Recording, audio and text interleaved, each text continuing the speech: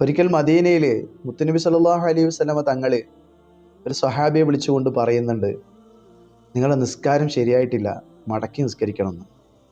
വീണ്ടും ആ സ്വഹാബി നിസ്കരിച്ചു, വീണ്ടും പറഞ്ഞു.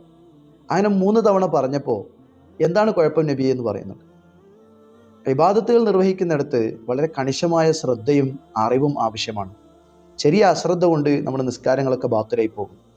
വിശുദ്ധ ഖുർആൻ സൂറത്ത് മുഹമ്മദിൽ 33-ാമത്തെ ആയത്തിൽ കാണാം, യാ അയ്യുഹല്ലദീന ആമനു അത്തിയുല്ലാഹ വ അത്തിയുർ റസൂല വലാ തുബ്തിലു അഅമാലക്കും.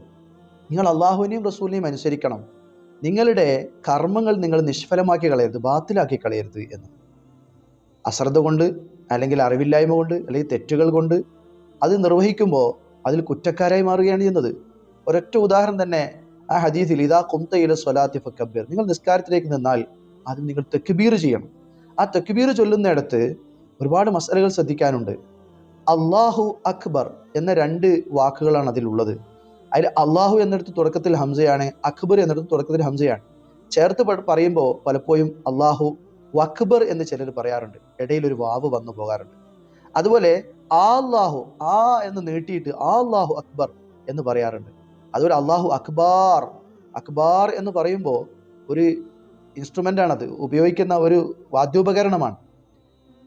അത്തരം തെറ്റുകൾ, വലിയ അബദ്ധങ്ങളിലേക്കാണ് പോകുന്നത്. അങ്ങനെ തെറ്റുവരുത്തിയാൽ ആ തക്ബീർ സഹീഹാവുകയില്ല എന്നും നിസ്കാരം തന്നെ നിഷ്ഫലമായി പോകുമെന്നും പണ്ഡിതന്മാർ പഠിപ്പിക്കുന്നു. അല്ലാഹു സുബ്ഹാനഹു വ തആല തെറ്റുകളില്ലാതെ നിസ്കരിക്കാൻ നമ്മെ അനുഗ്രഹിക്കട്ടെ.